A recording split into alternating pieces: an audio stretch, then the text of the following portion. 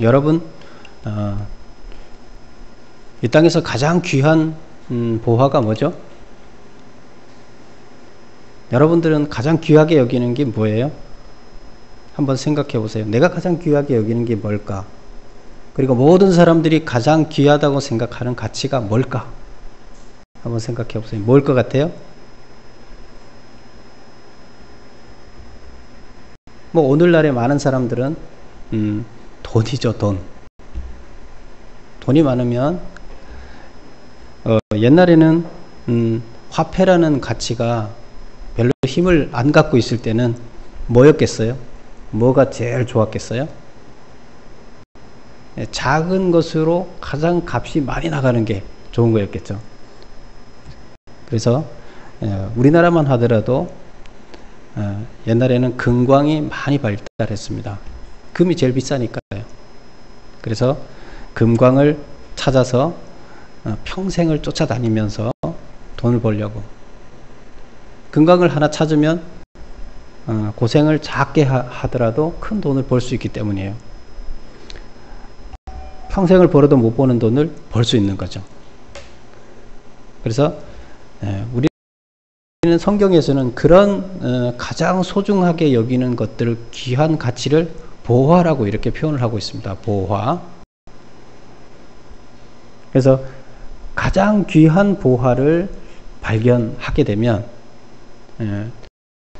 진짜 보화가 있다 그러면, 진짜 보화를 찾아다니던 사람들은 가짜 보화를 보고, 가짜 보화는 중요하게 여기지 않겠죠. 근데 그 진짜 보화가 진짜라는 걸 알아야 되겠죠. 오늘 사도 바울은 고린도 교인들한테 지금 보화에 대한 이야기를 하고 있습니다. 고린도 교인들이 지금 가장 문제가 되고 있는 게 뭐였나 하면, 고린도 교회 안에는 이단들이 많이 들어와 있었습니다. 그래서 그 중에 가장 문제가 되는 이단, 이제 크게 나눠서 세 가지를 얘기했죠. 먼저 헬라 철학, 그래서 영지주의라 그래서 헬라 철학, 그 부분이 하나 있었고, 또 그 다음에 율법주의, 유대교, 율법주의 하면 유대교죠. 유대교인들이 율법대로 살면 구원을 받는다. 이것이 율법주의예요. 그래서 우리가 다른 걸로 구원받지 못하고 율법을 잘 철저하게 지킴으로 받는다. 그래서 율법의 노예가 되는 거죠. 이게 율법주의입니다. 그 다음에 또 그리스도인이면서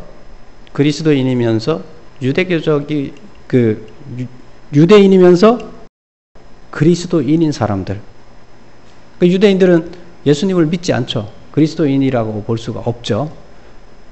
그런데 신약만 믿지 않고 구약에 있는 예수님을 믿으면서 뭘 믿느냐? 신약에 있는 이야기대로 믿는 것이 아니라 구약에 있는 율법을 가져다가 그대로 믿는 방식을 취하고 있어요. 그래서 이것을 유대적 그리스도인이라고 이렇게 얘기하는데, 이들이 계속 들어와서 문제를 일으킵니다. 그래서 이들은 뭐라고 얘기하냐면 예수 하나만으로 부족하다는 겁니다.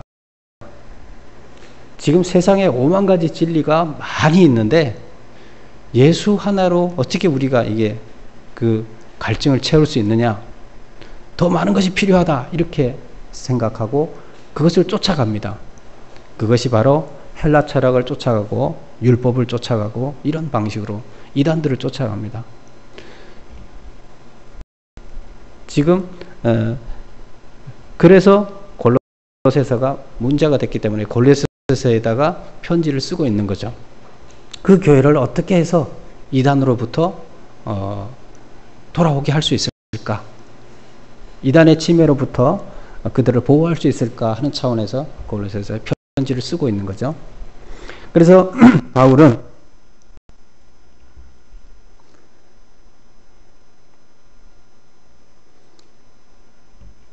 우리 처음에 앞쪽에 보면 2절에 보면 이런 이야기가 나옵니다. 이는 그들로 마음의 위안을 받고 사랑 안에서 연합하여 확실한 이해의 모든 풍성함과 하나님의 비밀인 그리스도를 깨달아 알게 하려 함이라. 이제 앞에 거는 이제 수식어고, 목적어는 그리스도를 깨달아 알게 하려고 내가 노력하고 있다. 사도 바울이 지금 굉장히 노력을 하고 있다. 편지를 쓰고 여러 가지 방법으로 노력을 하고 있는데, 뭐 때문에 노력하고 하느냐? 목적어가 그리스도를 깨닫게 하려고. 그리스도는 예수님이죠. 예수님을 알게 하려고 이런 표현을 안 쓰고 깨닫게 하려고 이렇게 썼어요. 여러분, 뭐를 깨달았다는 얘기를 쓸 때는 어떻게 쓸까요? 어떤 데 주로 써요? 뭘 깨달았다. 지식적으로 뭔가를 알고 있었는데, 그 지식은 알고 있었는데 내가 몸으로 깊이 있게 느껴지지 않았을 때 그것은 깨달았다고 하지를 않아요. 근데 내 몸으로 그것을 직접 체험하고 내 몸이 인식하게 하는, 내 생각과 몸이 그 대상을 경험해보고 인식했을 때 그걸 깨달았다고 이렇게 얘기를 합니다. 그래서 사도 바울은 여기서 그리스도를 깨달았다 이렇게 얘기를 하고 있는데, 이것은 뭘 깨달았다는 거냐? 그리스도의 인격과 신성을 온몸으로 느끼게 된 것을 말합니다. 그렇죠? 이단들이 주로 찾는 것이 뭐죠? 어떤 인간이면서 인간이 할 수 있는 능력을 초과해서 초자연적인 어떤 현상을, 다른 말로 하면 기적이죠. 기적을 나타내고, 뭐 미래를 본다든가 어떤 기적을 일으키고, 뭐 특별한 뭔가가 있는 거를 자꾸 찾아가는 겁니다. 이것이 이렇게 가다가 이단이 되는 겁니다. 그래서 그리스도라 그러면, 메시아라 그러면, 이 인간들을 구원할 메시아라 그러면 뭔가 특별한 기적을 행해야 되지 않느냐. 그리고 더 많은 기적을 요구를 하게 되는 거죠. 그래서 예수님한테서 그런 것을 자기들이 생각하기에 예수님한테서 자기가 필요한 걸 다 취득하지 못하겠다는 거죠. 예를 들어서 예수님을 믿으면 예수님이 나한테 초능력을 줘서 내가 예수님처럼 막 능력자가 되고 이렇게 했으면 좋겠는데, 마술도 부리고 하고 싶은 대로 막 능력을 받아서 했으면 좋겠는데 그게 안 되는 거죠. 그러니까 다른 더 많은 것을 찾아가려고 하는 것이 뭐냐? 이단입니다. 지금 이때 당시도 마찬가지입니다. 그래서 예수님으로 부족하다, 이런 생각을 갖고 이단들이 무성하게 있는 거죠. 그래서 그런 부분에 대해서 인격과 신성을 온몸으로 느끼게 되는 것. 신성이라는 것은 뭐죠? 인격이라는 것은 예수님의 그 인간으로서의 그 서로 관계를 느끼는 거고, 그 다음에 여기서 신성이라는 것은 인간이 갖고 있는 것이 아닌 어떤 신적인 성격, 그런 것을 예수님이 갖고 계시잖아요. 예수님 하나님이시니까. 그런데 그것을 예수님으로부터 느끼게끔 해주고, 느끼고 체험하게끔 하는 것, 이것이 깨닫는다는 거예요. 그래서 사도 바울이 그리스도를 깨닫게 하려고 노력하고 있다. 여러분들이 그리스도를 깨닫게 해. 그래서 그리스도가 어떤 분인지를 다 느껴 알 수 있기를 위해서 노력하고 있다. 그래서 그리스도를 깨닫게 되면 그리스도 안에 지혜와 지식의 모든 보화가 감추어 있는 것을 알게 된다. 여러분들이 찾고 있는 그런 보화 이상의 것이 있다는 것을 알게 된다. 여기서 보화라는 것은 그 어디에도 없는 참된 진리를 말하는데, 그 참된 진리가 바로 그리스도 안에 있다는 겁니다. 여러분이 어떤 지혜, 지식, 어떤 초자연적인 거 바라는데 예수님 안에 다 그 신성이라는 거 안에 그거 다 있다는 거예요. 뭐든지 할 수 있어요. 그런데 예수님은 그걸 하나요? 안 하죠.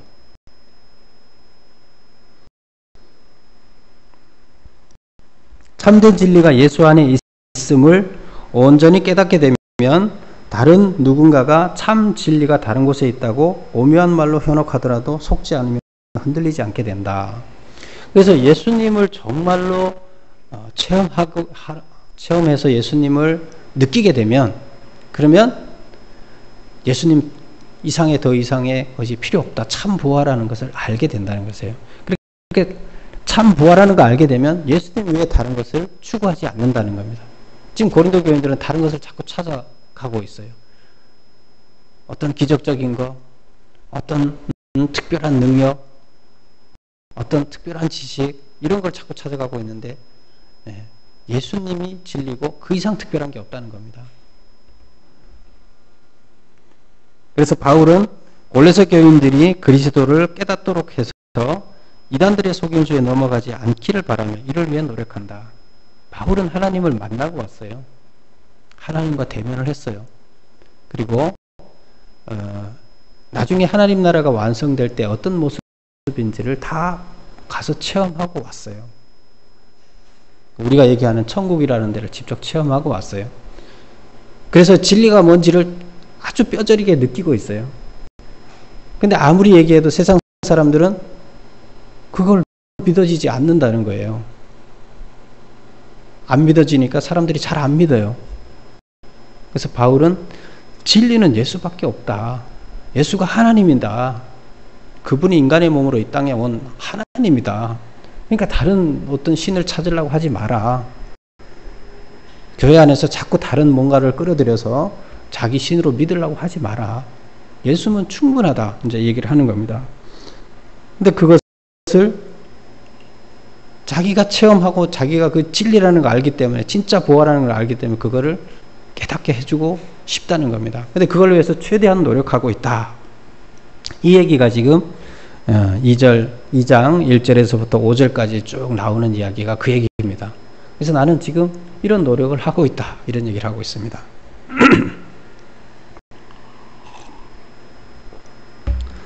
그 다음에 우리가 보면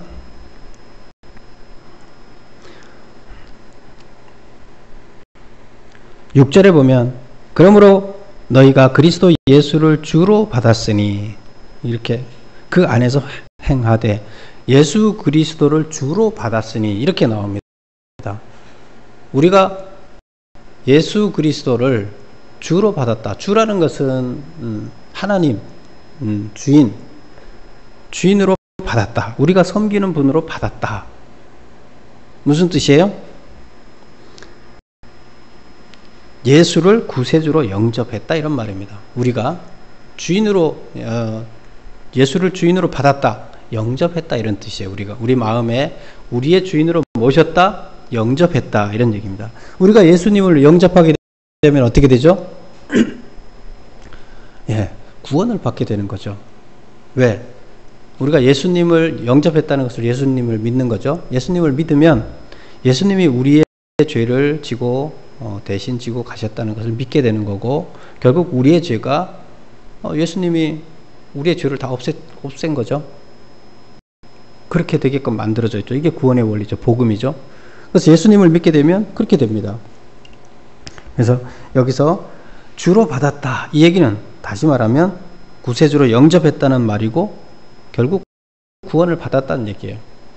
그럼 이제 우리가 6절에 그러므로 너희가 예수 그리스도를 주로 받았으니, 이제 구원을 받았다는 거예요. 여러분들이 예수를 믿고 구원을 받았으니 그럼 어떻게 해야 되느냐 그를 얘기를 합니다. 주로 받았으니 어떻게 하라고요? 어떻게 살아라 하는 것을 이제 고린도 교인들한테 얘기를 해요.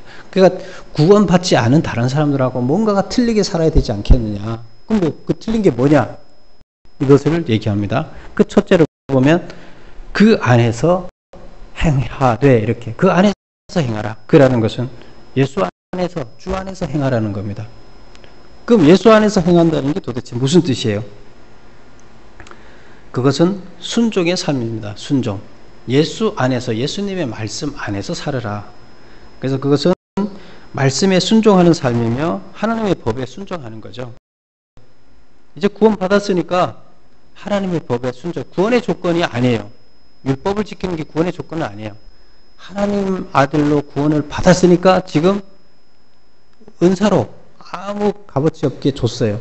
이제 구원 받았으니까 하나님의 자녀가 됐고, 그랬으면 틀리게 살아야 된다. 어떻게? 순종의 삶.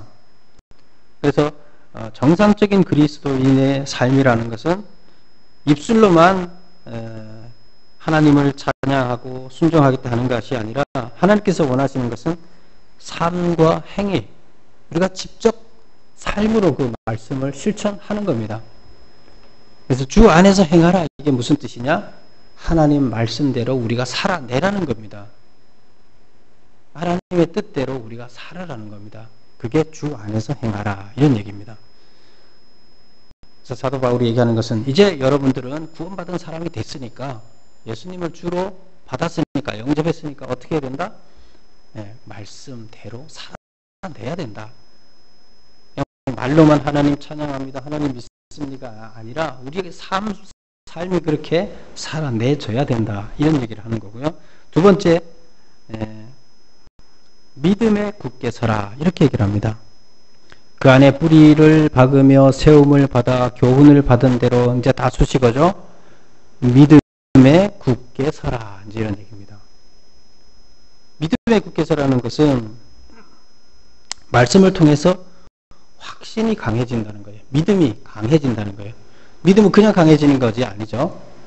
말씀을 통해서 계속 말씀을 통해서 확신에 우리의 지식들이 우리의 뇌에서 확신으로 받아들이게 됩니다. 말씀이 진리라는 확신이죠. 하나님의 뜻이, 하나님의 말씀이 진리다, 그렇게 해야 된다, 이것이 확신으로 받아들여지는 거예요. 그래서 확신이 점점 강해지는 게 믿음에 굳게 서는 겁니다. 그래서 성경을 부지런히 읽고 듣고 묵상하고 연구함으로써 믿음에 굳게 설 수 있는 겁니다. 그래서 우리는 하나님의 말씀을 항상 어떤 식으로든 우리 뇌 속에, 우리 마음 속에 집어넣고 그것을 묵상을 해야 돼요. 소가 그 먹이를 먹고 난 다음에 계속 씹어서 소화를 잘 시킨다 그러잖아요. 그러면 살이 되고 피가 돼요. 그냥 바로 소화를 되게 하게 되면 살로 가지 않습니다. 소가 거치풀을 먹고 소화를 하려면 씹어야 돼요. 여러 번. 그래서 우리 말씀도 우리가 계속 되새겨서 우리 안에 내가 되게 해야 돼요. 그 살이. 그 말씀이 내 살이 되게끔 해야 됩니다. 그것이 묵상입니다. 그랬을 때 우리가 변화가 일어나는 겁니다. 내 살이 되는 거예요, 말씀이. 그래 변화가 일어납니다. 그래서 여기서 믿음에 굳게 서라. 내 육체 속에 꽉 그 말씀으로 채워져서 살게 해라, 이런 얘기입니다. 그리고 이제 세 번째로 굳게 서서 감사함을 넘치게 하라. 이게 세 번째입니다. 감사함을 넘치게 하라는 게 감사가 차고 넘치게 하라, 이런 얘기입니다. 그래서 우리가 감사해야 할 이유는 뭐예요? 뭐 여러 가지가 있겠지만 가장 큰 감사해야 돼요. 우리는 사형 선고를 받고 죽을 수밖에 없어요.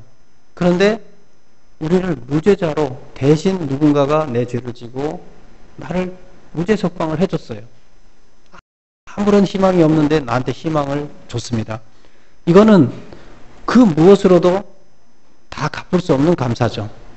그래서 감사를 넘치게 한다. 우리 죄 때문에 받아야 할 지옥 형벌부터 구원받은 것에 대해서는 당연한 감사입니다. 정말로 우리가 그것을 깨닫는다 그러면, 우리의 죄를 사해주고 대신해서 죽으셨다는 것을 우리가 확신하고 깨닫는다 그러면 우리는 감사할 수밖에 없는 거예요. 우리 앞에 어떤 환난과 역경이 오더라도 그거하고 나를 살려준 거하고 비교해보면 그건 아무것도 아닌 거예요. 그래서 사도 바울은 하나님을 주로 받아들인 자, 여러분 골로새 교인들이요, 어떻게 하라? 그리스도 안에서 행하라, 실천해라. 그리고 말씀을 계속 묵상해서 너의 피와 살이 되게끔 해라. 그래야 실천으로 나타나게 되는 거죠. 그래서 굳건하게 서라, 그런 얘기를 하고, 감사를 넘치게 하라. 너를 살려준 그 은혜보다, 너 목숨을 살려줬는데, 영원히 살게끔 살려줬는데 더 감사할 게 뭐 있냐, 더 큰 게 뭐가 있냐는 거죠. 세상에 너 목숨이 이러면 아무것도 아니잖아요. 근데 그 목숨을, 가장 귀한 목숨을 살려줬는데 그 이상 감사할 게 뭐예요? 가장 큰 감사가 여기 있다는 겁니다. 다른 어떤 조건이 없더라도 그것만으로도 영원히 감사할 수 있는 조건이라는 거죠. 그래서 여러분들은 그렇게 사십시오, 이렇게 골로새 교인들한테 얘기를 하고 있습니다. 이게 안 되면 자꾸 이단들이 꼬심에 넘어간다는 겁니다. 그리고 이제 9절을 한번 보면 그 안에는 신성의 모든 충만함이 육체로 거하시고 8절부터 한번 볼게요. 누가 철학과 헛된 속임수로 너희를 사로잡을까 주의하라. 이단들이 여러 이단들이 많다 그랬죠. 그래서 그 철학과 이거는 이제 헬라 철학을 얘기하는 거예요. 헬라 철학의 가장 문제점은 뭐라 그랬죠? 이 그 기독교하고 헬라 철학하고 차이가 뭐라 그랬어요? 헬라 철학이 기독교에 반하는 이유는 뭐죠?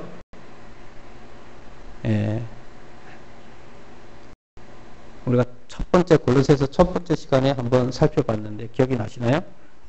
헬라 철학은 이원론이라고 그랬어요. 이원론. 우리 그리스도교 신앙은 이원론이에요. 그래서 이원론과 이론론의 차이인데 이제 이런 거죠. 이원론에서는 우리의 몸은 우리의 육체는 성스럽지 못한 것이다. 그래서 육체의 고통을 줌으로 인해서 우리는 영혼은 맑아진다. 그래서 육체는 버릴 것이고 영만 구원해야 된다. 그래서 고행을 통해서 우리가 계속 육체의 어떤 그 육체를 고통스럽게 함으로 인해서 우리의 영혼이 맑아진다. 이런 식의 사고방식을 갖고 있어요. 맞습니까? 하나님은 영과 육이 다 하나로 보고 있습니다. 우리가 부활할 때 뭐가 부활합니까? 육이 다시 부활한다고, 육체를 다시 입는다고 했습니다.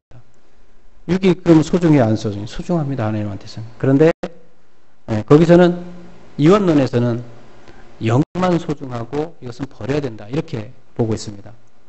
그 하나님 사상하고는 완전히 정반대의 사상입니다. 그래서 여기서 보면 철학, 이건 헬라 철학을 얘기하는 철학과 헛된 속임수, 이것은 유대교 율법주의들을 얘기를 하는 거죠. 너희를 사로잡을까 주의하라. 이것은 사람의 전통과 세상의 초등학문을 따르며 그리스도를 따름이 아니니라. 이것은 사람한테서 나온 거라는 거죠. 하나님으로부터 나온 법칙이 아니고 사람들의 생각에서 만들어낸 거고, 그 다음에 세상의 초등학문이라는 것은 뭐예요? 우리가 초등학교 갔을 때 처음에 초등학생한테는 제대로 안 가르쳐 주죠. 초등학생 수준에 맞게 이해시키기 위해서 어떻게 보면 거짓말을 하는 거죠, 우리가. 근데 나중에 커보면 엄마가 나를 이해시키기 위해서 그냥 거짓말을 했다는 것을 알게 돼요. 자기도 또 그래서 배워서 그렇게 해요. 그래서 그게 이제 초등학문인데, 이제 중학생에 대해서도 초등학교식의 교육을 하고 초등학문의 지식을 갖고 있으면 어떻게 돼요?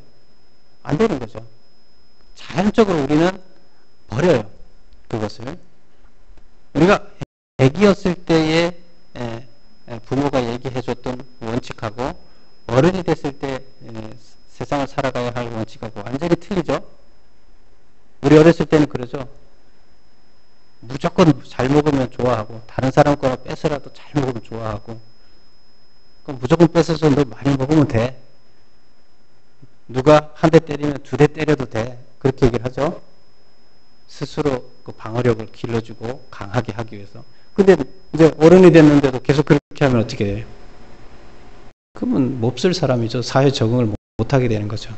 그래서 교육의 방식은 틀려지는 거고, 어렸을 때는 그때 맞는 그때 살아남기 위한 교육을 해주는 건데, 그때 그걸 계속 그대로 간직하질 않아요. 다 버려요.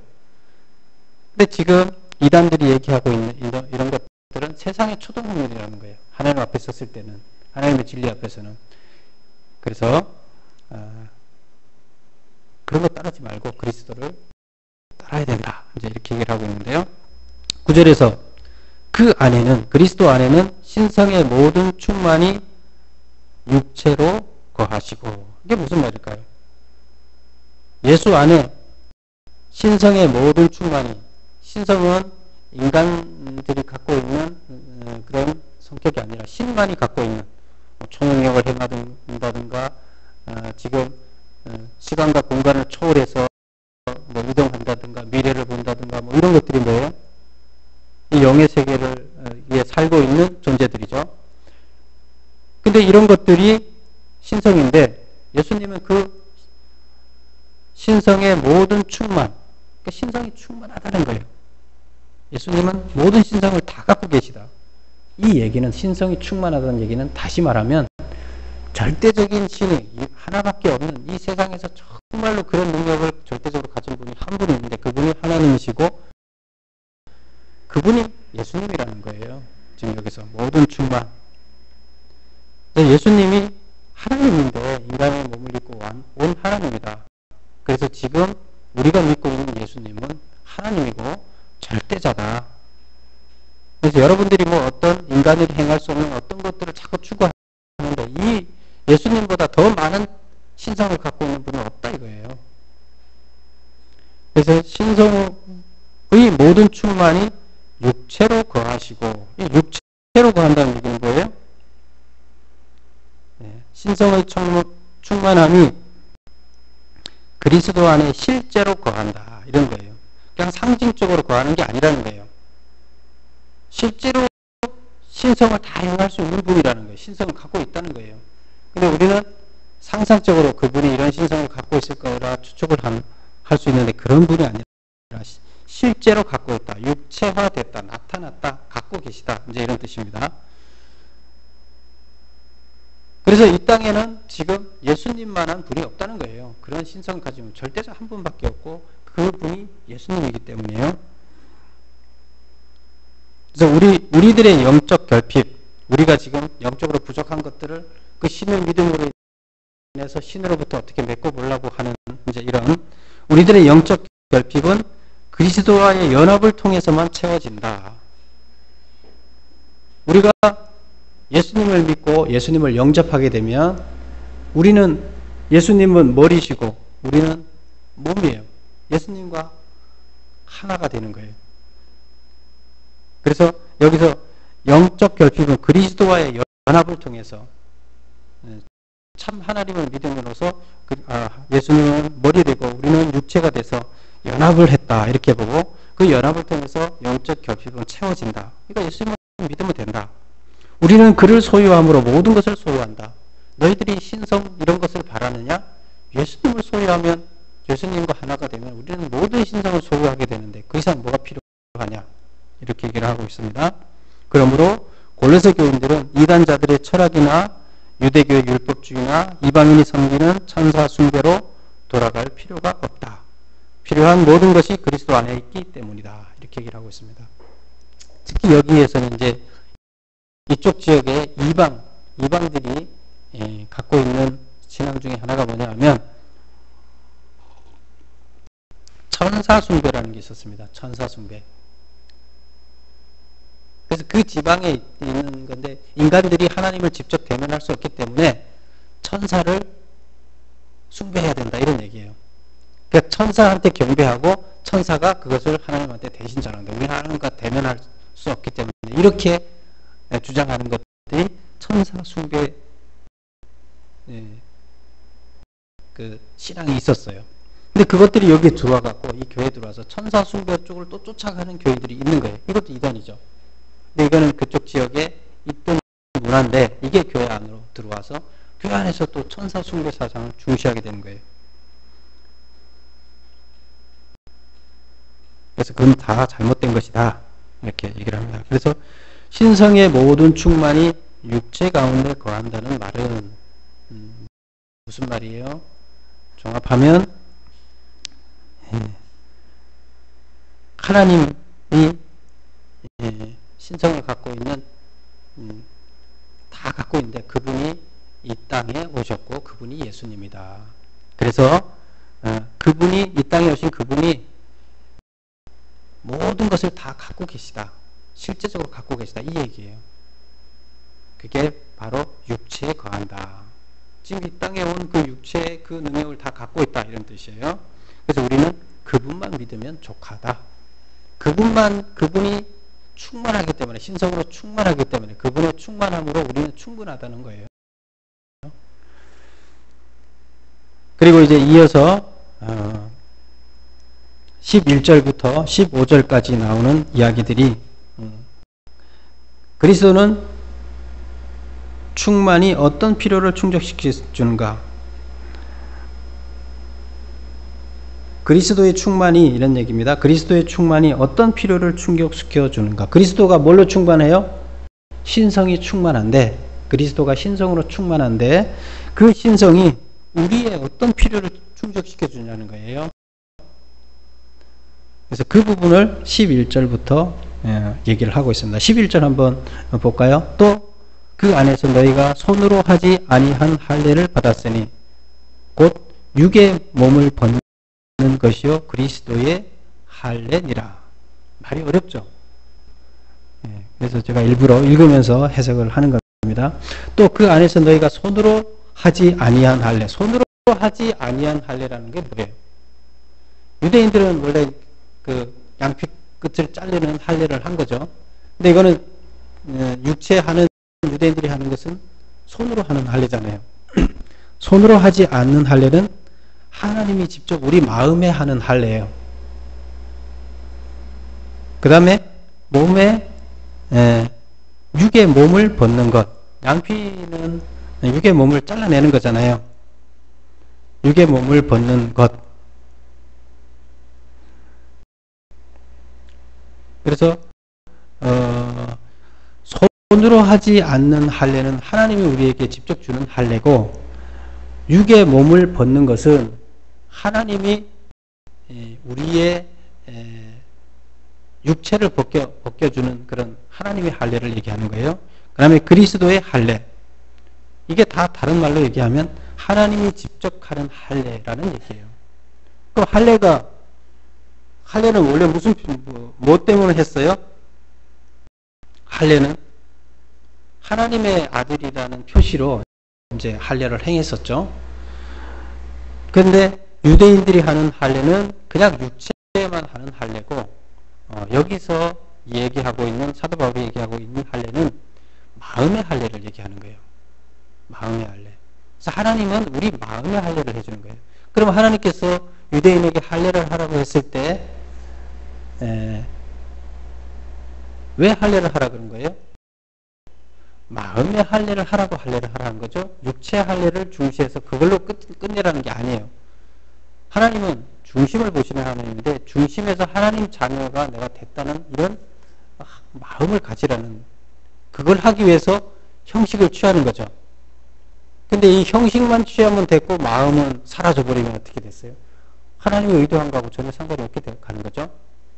그래서 하나님이 주는 할례를 받아야 돼요. 이 육체의 할례는 마음의 할례를 하기 위한 하나의 수단이에요. 동기예요. 마음의 할례가 일어나지 않았다면 육체의 할례는 아무 의미가 없는 거예요. 그래서 여기 지금 나오는 이야기들은 손으로 하지 아니한 할례, 하나님의 할례라는 거예요. 육의 몸을 벗는 것, 육의 몸을 벗고 영의 옷을 입는다, 하나님의 할례라는 얘기예요. 그리스도의 할례니라. 이게 다 같은 말이에요. 그래서 신성으로 충만한 예수님이 우리한테 뭘 충족시켜 줬느냐? 우리를 신성한 할례를 하게끔 해줬다. 마음의 할례를 하게 해줬다 이 얘기예요. 그래서 그 얘기가 바로 지금 여기서 쭉 나열한 손으로 하지 아니하는 할례, 그리스도의 할례, 육적 몸을 벗는 할례, 이렇게 얘기를 하고 있습니다. 그래서 구습과 옛 모습을 버리고 새 사람으로 있는 것, 그래서 중생하는 것, 이게 할례예요. 구습. 그래서 우리는 이것을 요즘은 어떤 형식으로 합니까? 세례로 하는 거죠. 세례하면서 하나님을 믿는, 하나님의 자녀가 되겠다는 결단을 하는 거죠. 그 다음에 두 번째, 또 충만한 예수님이 우리한테 뭘 충족시켜 주느냐? 신성으로 충만한 예수님이 우리한테 뭘 충족시켜 주느냐? 죄를 용서해 준다.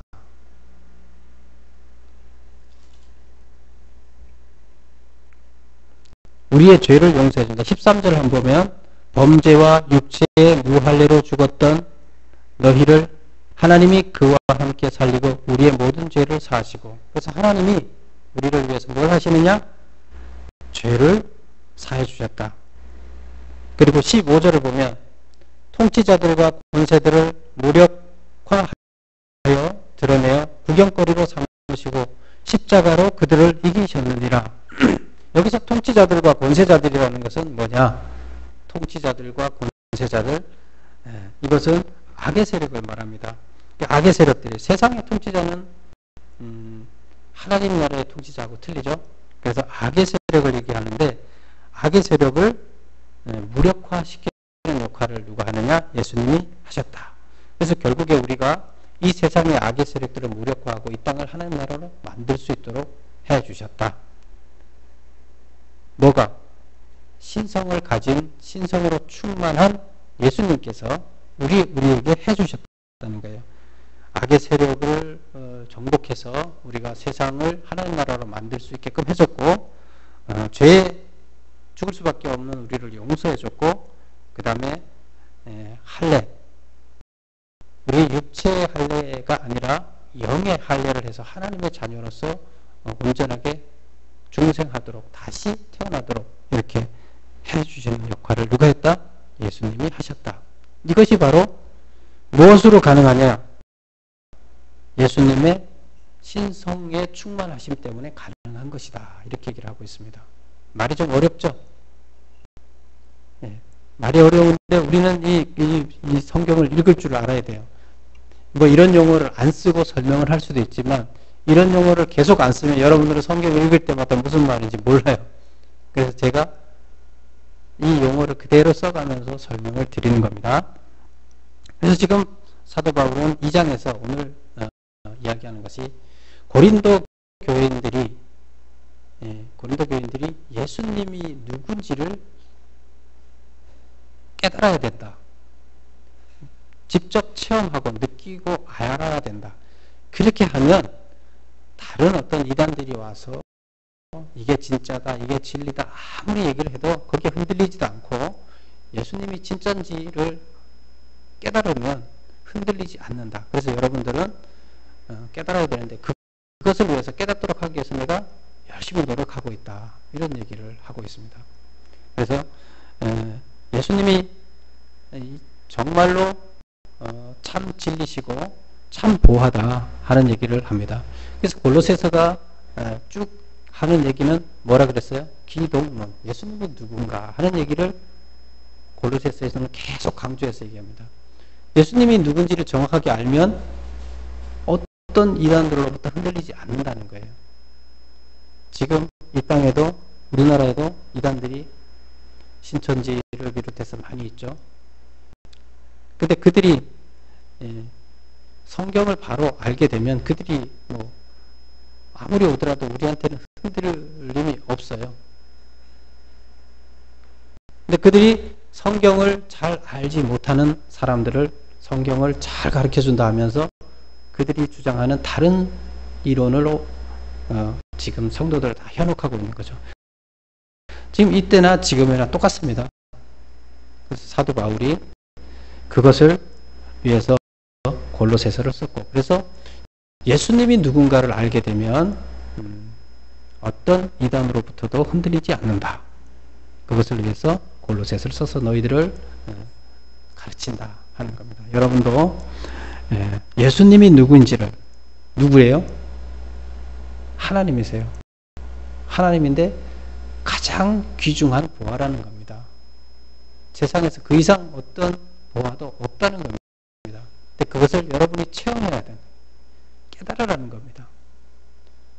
어떤 방법으로 여러분들은 그것을 깨닫는 여러분이 되시고 예수님보다 더 소중한 것을 마음속에 새기지 않기를 바랍니다.